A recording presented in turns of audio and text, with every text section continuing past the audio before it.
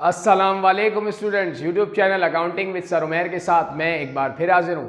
Student, आज मैं आपको partnership distribution of profit and loss, जो कि सेकेंड ईयर कॉमर्स का टॉपिक है, इसका एक और सोल्यूशन करके दिखाऊंगा। लेकिन वीडियो देखने से पहले आपने मेरे यूट्यूब चैनल को सब्सक्राइब ना किया हो तो सब्सक्राइब कर लें, ताकि हर नई आने वाली वीडियो का आपको नोटिफिकेशन मिल सके। स्टूडेंट, ये question 2015 regular private question number 8 है, जो मेरे लेफ्ट पर आपको नजर आ रहा होगा। क्वेश्चन रीड करें तो इसमें हमसे कहा जाता है the capital account of Baba and Kaka are as follows. Baba capital, Kaka capital. यहाँ पर टी अकाउंट्स दिए हुए हैं, यानी जनरल लेजर बनाकर दिए हुए दोनों पार्टनर्स के। बाबा का कैपिटल इन्वेस्टमेंट थी ईयर स्टार्ट पर 1 लाख रुपए, जो कि बिगनिंग कैपिटल था। देन जून 1 पर बाबा ने 30,000 ड्रॉइंग कर ली।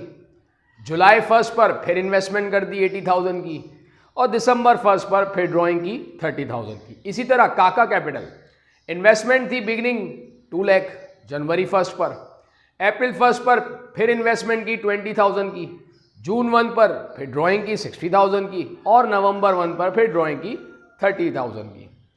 रिक्वायरमेंट में हमसे कहा जाता है give entries in journal to close income summary account having a debit balance of ₹20,000, partner share profit and loss in average capital ratio.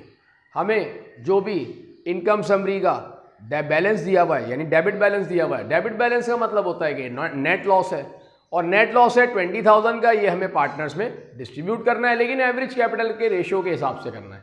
अब ये एवरेज कैपिटल कैसे कंप्यूट किया जाएगा, वो मैंने यहाँ पर वर्किंग आपके लिए परफॉर्म की है। एवरेज कैपिटल निकालेंगे पहले हम बाबा का। तो 1 जनवरी पर इन्वेस्टमेंट थी बाबा की 1 लाख, और जनवरी, फरवरी, मार्च, अप्रैल और मई 5 महीने तक जो इन्वेस्टमेंट थी वो 1 लाख रुपए रही। तो इसका मतलब ये हो गया कि टोटल एवरेज कैपिटल हम किस तरह निकालें, 1 लाख को मल्टीप्लाई करेंगे 5 से, क्योंकि 5 महीने तक इन्वेस्टमेंट रही, और टोटल नंबर ऑफ मंथ्स होते हैं ईयर में 12, तो 12 से डिवाइड कर दिया, और हमारे पास इसका कैपिटल आ गया 41,667। ये एवरेज कैपिटल हो गया। देन जून 1 पर ड्रॉइंग की 30,000 की, ड्रॉइंग जून 1 1 मंथ के लिए ड्रॉइंग की, 1 लाख जो इन्वेस्टमेंट थी उसमें 30,000 विड्रॉ कर लिए। तो अब जो इनका कैपिटल रह गया वो 70,000 रह गया, और 1 महीने तक 70,000 इन्वेस्टमेंट रही, क्योंकि सिर्फ जून के महीने तक 30,000 निकाले थे, जुलाई पे दोबारा इन्वेस्टमेंट की जा रही है। तो 1 महीना 70,000 मल्टीप्लाई 1 डिवाइड बाई 12, 5,833। जुलाई 1 पर फिर इन्वेस्टमेंट कर दी, जुलाई, अगस्त, सितंबर, अक्टूबर, नवंबर, दोबारा 5 महीने तक इन्वेस्टमेंट रही। तो 70,000 तो पहले इन्वेस्टमेंट बची हुई थी, 80,000 मजीद इन्वेस्ट कर दिए, तो टोटल जो हो गया कैपिटल वो हो गया 1,50,000। और ऐसे 5 महीने तक इन्वेस्टमेंट रही, जुलाई से नवंबर, 1,50,000 मल्टीप्लाई बाय 5 डिवाइड बाय 12, ये आ गया 62,500। 1 दिसंबर पर फिर विड्रॉ किया 30,000, तो 1,50,000 था, उसमें से 30,000 विड्रॉ किया 1 दिसंबर को। अब जो कैपिटल रह गया वो 1,20,000 रह गया, और दिसंबर का 1 महीने तक रही, तो 1,20,000 मल्टीप्लाई 1 डिवाइड बाई 12, 10,000 आ गया एवरेज कैपिटल। इन तमाम का टोटल आपने किया तो एवरेज कैपिटल टोटल आ गया 1,20,000 बाबा का। इसी तरीके से हम काका की एवरेज कैपिटल को कंप्यूट करेंगे। तो 1 जनवरी को काका की इन्वेस्टमेंट थी 2 लाख, और ये जनवरी, फरवरी, मार्च 3 महीने तक रही, क्योंकि दोबारा से 1 अप्रैल पर इन्वेस्टमेंट की गई। तो 3 महीने तक जो इन्वेस्टमेंट थी वो 2 लाख रुपए थी। 3 मंथ्स 2 लाख, ये 2 lakh multiply by 3 divide by 12, total आ गया 50,000।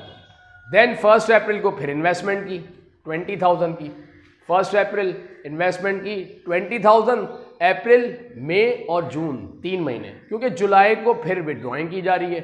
तो 3 महीने तक इन्वेस्टमेंट जो थी वो 2 लाख प्लस 20,000 मजीद इन्वेस्टमेंट हुई 1 अप्रैल को, तो 2,20,000 हो गई, और ऐसा 3 महीने तक रहा, तो multiply by 3 divide by 12, 55,000। Then 1 जुलाई को ड्रॉइंग हुई, जुलाई, अगस्त, सितंबर और अक्टूबर, क्योंकि नवंबर को फिर ड्रॉइंग की जा रही है।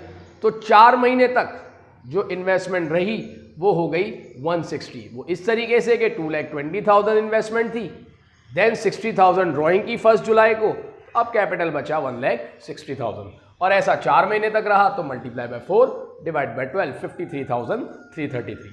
देन 1 नवंबर को ड्रॉइंग हुई 30,000 की, तो 160 रिमेनिंग बैलेंस था, देन 30,000 विड्रॉइंग हुई, तो अब जो इन्वेस्टमेंट रह गई वो 1,30,000 रह गई, और ऐसा 2 महीने तक रहा, नवंबर और दिसंबर। तो 1,30,000 मल्टीप्लाई बाय 2 डिवाइड बाय 12, 21,667। इनका हमने टोटल किया तो एवरेज कैपिटल आ गया 1,80,000। अब एवरेज कैपिटल 1,20,000 है बाबा का और 1,80,000 है काका का। अब हमें इसका रेशो बनाना है। बाबा के कैपिटल 120, काका का 180। आपने इसको इक्वल 0 इनके हटा दिए तो 12 और 18 बचा। 6 के टेबल से आपने इसको डिवाइड कर दिया, 6 2 12 और 6 3 18। तो रेशो आ गया इसका 2 और 3। अब हम इसकी जर्नल एंट्री पास करेंगे। हमने इसकी स्केचिंग कर ली प्रॉपर जर्नल वाली। बाबा और काका इन दोनों को हम नेट लॉस डिस्ट्रीब्यूट करेंगे। तो नेट लॉस जो था वो 20,000 था और रेशो हमने कंप्यूट किए 2:3। और नेट लॉस होने से स्टूडेंट कैपिटल पार्टनर्स के कम हो जाएंगे, लेकिन हम कैपिटल का अकाउंट यूज नहीं करेंगे क्योंकि हम फिक्स कैपिटल मेथड से एंट्री पास करेंगे, और फिक्स कैपिटल मेथड में हम करंट अकाउंट यूज करते हैं। फ्लक्चुएटिंग कैपिटल मेथड होता है तो फिर कैपिटल अकाउंट। यहाँ चूंकि मेंशन नहीं है और जब मेंशन ना हो तो फिक्स कैपिटल मेथड से एंट्री बनानी चाहिए, इसलिए हम करंट अकाउंट का टाइटल यूज करेंगे।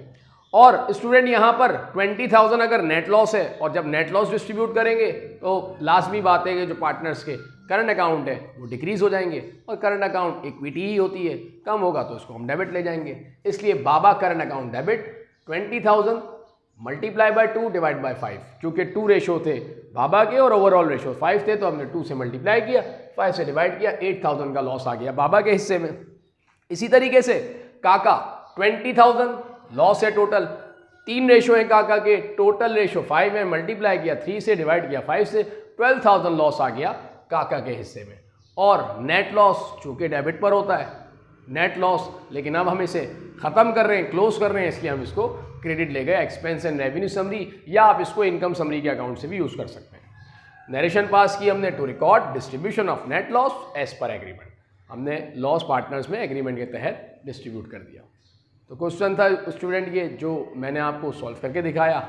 उम्मीद है आपको ये कॉन्सेप्ट समझ आ गया होगा। अगर आपको मेरी वीडियो अच्छी लगे तो आपने मेरे चैनल को ज़रूर सब्सक्राइब करना है ताकि हर नई आने वाली वीडियो का आपको नोटिफिकेशन मिल सके। नेक्स्ट वीडियो तक के लिए स्टूडेंट मैं आपसे इजाज़त चाहता हूँ। अल्लाह हाफिज़।